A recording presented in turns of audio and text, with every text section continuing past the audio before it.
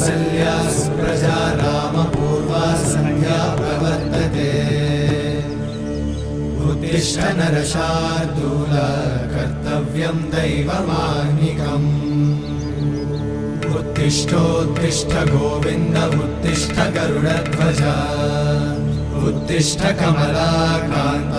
त्रैलोक्यं मङ्गलं कुरु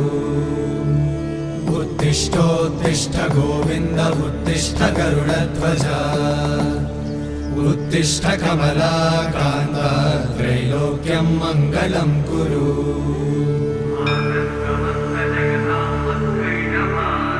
मातः समस्त जगतां मधुकैटभारे वक्षो विहारिणि मनोहर दिव्यमूर्ते श्रीस्वामि निश्चित जनप्रिय दानशीले श्रीवेङ्कटेश दयिते तव सुप्रभातम्